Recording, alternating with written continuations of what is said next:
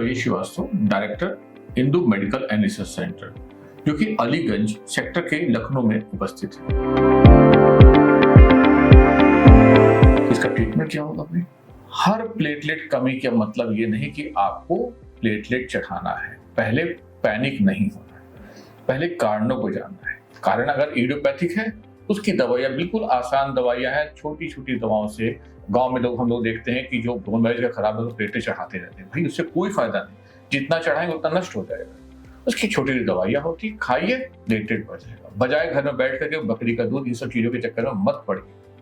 सबसे पहले अपने डॉक्टर से मिलिए कि भाई मेरा प्लेटलेट काउंट कम क्यों है। अगर जॉन्डिस की वजह से है तो लीवर ठीक कराइए, प्लेटलेट ठीक होना शुरू हो जाएगा।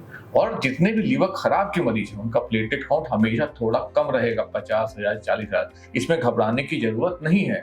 अगर सिम्टोमेटिक प्लेटलेट काउंट कम नहीं है तो प्लेटलेट अनावश्यक मत चढ़ाइए। अगर अनावश्यक चढ़ाते हैं तो प्लेटलेट के खिलाफ बॉडी में एंटीबॉडीज बनता है, तो भविष्य में ये प्लेटलेट चढ़ाने का मतलब नहीं बनता। तो प्लेटलेट चढ़ाने के लिए आपको अपने डॉक्टर से कंसल्ट करना है। बजाय घरेलू नुस्खे से अच्छा है कि प्लेटलेट क्यों कम है इसके बारे में जानिए और फिर जैसा डॉक्टर सलाह दे, बजाय परेशान होने के आप इसके निजात पे जाइए। हमेशा के लिए ठीक होने की तैयारी करिए, किसी झोला छाप के चक्कर में आपको नहीं पड़ना है। ये मुख्य आपके प्लेटलेट्स के बारे में मैं बताना चाहता हूँ। And Doctor, why is the regular monitoring and follow-up for important for individual with thrombocytopenia? बिल्कुल, प्लेटलेट्स काउंट कम किन पेशेंटों में पाया जाता है। अगर हम कहें कि इन्फेक्शन को हटा दें, इन्फेक्शन का चलिए अलग प्रोटोकॉल है, लेकिन अन्य पेशेंट जैसे कि लीवर का पेशेंट है जिसका खून पहले से ही प्लेटलेट हमेशा कम रहता है और लीवर को हर लोग ट्रांसप्लांट तो करा नहीं सकते हैं, कुछ दवाई खा रहे हैं, किसी भाई लीवर पूरा खराब ही है, प्लेटलेट कम होने से उसके ब्लीडिंग का खतरा बढ़ जाता है। तो जितना फ्रीक्वेंट मॉनिटरिंग करें, हर महीने अपना प्लेटलेट काउंट, अगर लोअर साइड उसका है तो हर महीने प्लेटलेट काउंट की जांच कराएं। तो कुछ तो टैबलेट्स चलती हैं और अगर उससे ठीक नहीं होता है तो फिर आपको प्लेटलेट उसमें चढ़ाना पड़ सकता है। एक दूसरा, कई पेशेंट हार्ट अटैक के इकोस्प्रिन, जो हम लोग खून पतला करने की दवा की बात करते हैं, बहुत सेंसिटिव होते हैं। इसके अलावा क्लोपिडोग्रेल होता है, कुछ खून के इंजेक्शन होते हैं। खून पतला के इंजेक्शन काफी लगे थे कोरोना के समय में भी, तो उस वक्त भी आज भी पेशेंटों के प्लेटलेट काउंट थोड़े थोड़े कम दिख के आ रहे हैं। एक और रिसेंट जो प्रोटोकॉल आया है प्लेटलेट को लेकर के, कि जो कि आप लोग जानते हैं वैक्सीन इंड्यूस्ड थ्रोम्बोसाइटोपेनिया, जो कि रिसेंट टर्म आया है। किस वैक्सीन से हो रहा है? कोविशील्ड से। तो अगर किसी भी मरीज को प्लेटलेट काउंट कम नजर आ रहा है वैक्सीन की वजह से, जैसा कि कंपनी ने दावा किया है कि कोविशील्ड जो है वो 10,000 में 2 लोगों को प्लेटलेट कम करता है। अब 10,000 करता है कि 5,000 को, इसको इस पे बहस की बात नहीं है। लेकिन अगर कोई चकत्ते निशान पड़ रहा है बिना किसी बुखार के और आपका सब कुछ ठीक है, तो ये वैक्सीन इंड्यूस्ड थ्रोम्बोसाइटोपेनिया है। तो जिसके अंदर प्लेटलेट कमी होने की प्रकृति है, डॉक्टर खुद डिसाइड करता है कब अपना रेगुलर प्लेटलेट को चेक कराएं, कब आवश्यकता है चढ़ाने की, कैसे ठीक करना है ये डॉक्टरों पे छोड़े। यही सबसे इंपॉर्टेंट, जिन जिन लोगों ने कोविशील्ड लगाया है और उनको कहीं चकत्ते या बॉडी में पेन के लक्षण दिख रहे हैं या कहीं कुछ और दिखा रहे हैं, तो तुरंत अपना प्लेटलेट की जांच जरूर कराएं। Doctor, what lifestyle modification can help manage or alleviate symptoms of thrombocytopenia? Platelet को बढ़ाने के लिए जैसे इतनी भ्रांतियां हैं कि ये खा लीजिए, वो खा लीजिए, ये खा लीजिए, तो कुल मिला के करना क्या है? बनता कहाँ से? बोन मैरो से बनता है। अगर बोन मैरो को स्टिमुलेट करना है तो आपको चाहिए क्या? जिसमें फोलिक एसिड ज्यादा हो। फोलिक किसमें सबसे ज्यादा पाया जाता है? फोलिक पाया जाता है हरी चीज में। हरी चीज, जो भी चीज दिखे वो आपका है। जो कहते हैं पपीते का पत्ता, बकरी का दूध, जो भी खाना है खाइए, लेकिन सबसे इंपॉर्टेंट क्या है? हरी सब्जी सबसे इंपॉर्टेंट है। हरी सब्जी, इसमें फोलिक एसिड कंटेंट ज्यादा होगा, वो बोन मैरो को स्टिमुलेट करेगा। जिसमें B12 ज्यादा होगा, विटामिन B12, वो भी आपके बोन मैरो को स्टिमुलेट करेगा। तो मेनली आपको ध्यान किस पे देना है?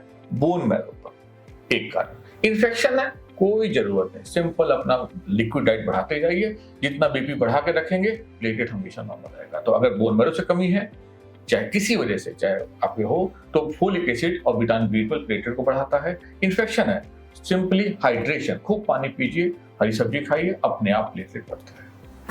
And Doctor, what are some common myths and facts about thrombocytopenia? Thrombocytopenia platelet को कमी को देख के पहले तो घबराना नहीं। सबसे पहली बात तो लोग घबरा जाते हैं कि प्लेटलेट कम हो गया, अब हमारा क्या होगा। अरे भाई, किसी किसी का जेनेटिकली प्लेटलेट कम पाया जाता है, लेकिन 1,90,000 के बीच में तो कोई बहुत बड़ी बात नहीं है। 50,000 से अगर नीचे है तो फ्रीक्वेंट मॉनिटरिंग करिए, तब भी कोई बहुत बड़ी बात नहीं। बस आपको ट्रॉमा से, चोट से बचना है। मतलब बहुत जल्दी परेशान होने की जरूरत नहीं। कई पेशेंट मेरे पास आते हैं, सर 60,000 आ रहा है, 60,000 हो, एसिम्प्टोमेटिक हो, कोई दिक्कत नहीं है। अगर प्लेटलेट हमारी किसी वैक्सीन की वजह से, हमारी लीवर खराब की वजह से और 60,000 पे एसिम्प्टोमेटिक है, कोई दिक्कत नहीं है। मेन दिक्कत तब आती है जब प्लेटलेट काउंट 20,000 से कम होता है। अब जो रिसेंट गाइडलाइन आ गया उसने कहा है 10,000 के नीचे पे ही आप प्लेटलेट को चढ़ाइए। एक पेशेंट कल आया, उसने कहा कि 25,000 प्लेटलेट से चढ़ा दीजिए पहले। अरे नहीं, इस पर नहीं चढ़ाना है। अगर सिम्टम्स नहीं है, 25,000 है, पहले इवोल्यूशन करवाइए कि क्यों कम हो रहा है। कम हो तभी चढ़वाइए। मिथ ये है कि बहुत ज्यादा रेमेडीज पे मत पड़िए कि ये खा लेंगे तो प्लेटलेट बढ़ जाएगा। इन सबको हटाइए। एक फैक्ट है, कारण जानिए। कारण का निवारण होगा तो प्लेटलेट अपने आप बढ़ना शुरू हो जाएगा। And doctor, what advice would you offer to someone recently diagnosed with thrombocytopenia? अपना इवोल्यूशन कराइए। प्लेटलेट क्यों कम है आपका, प्लेटलेट कम क्यों है, इसके बारे में जानने के बिना आप अपना इलाज मत कराइए। अगर प्लेटलेट किसी बोन मैरो के कारण है तो उसकी अलग दवाई, मैंने जैसे पहले बताया।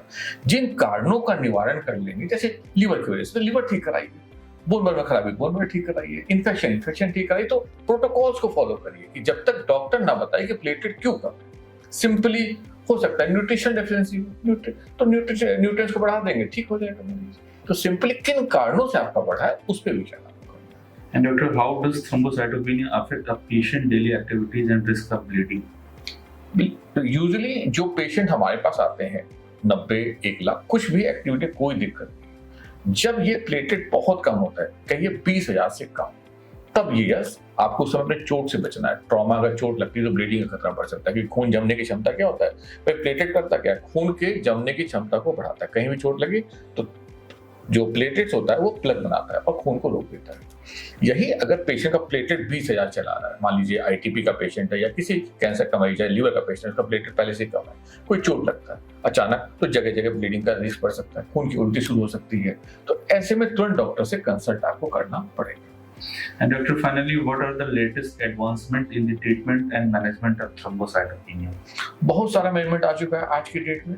इतनी सारी दवाइयाँ आ चुकी हैं जो कि इस प्रोटोकॉल पर तो नहीं बता सकते, कि दवाओं के नाम को नहीं बता सकते, लेकिन बहुत अच्छी अच्छी दवाइयाँ जो प्लेटलेट को बढ़ाने की हो सकती है। एक कारण, लेकिन हमेशा प्लेटलेट का कोई कारण क्या है, सबसे पहले इंडिया में जो कारण है वो न्यूट्रिशनल डेफिशिएंसी है।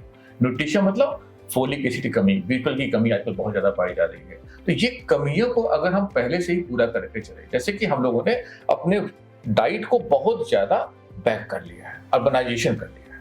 तो जब से अर्बनाइजेशन किया, प्लेटलेट थोड़ा सा कम पाया जाता है। रही कोई कसर जो थी, कोविड ने कर दी, कोविशील्ड ने कर दी।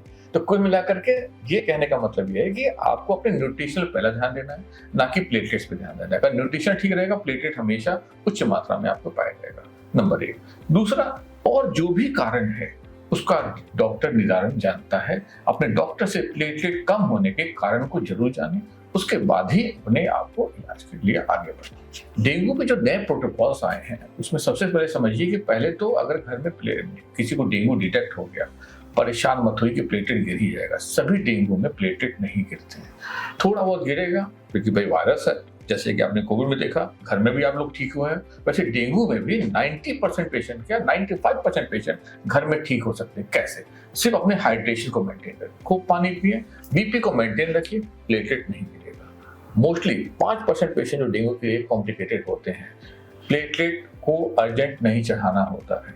पहले डॉक्टर आईवी फ्लूइड से हाइड्रेशन को मेंटेन करता है। बीपी अगर मेंटेन रहेगा तो प्लेटलेट गिरने की संभावनाएं बहुत कम होती है। कुछ दवाई नहीं खानी है जो कि बताया जाता है, खून पतला करने की दवा, दर्द निवारक दवाइयां डेंगू में नहीं खानी है। डेंगू में सभी डेंगू खतरनाक नहीं होता है।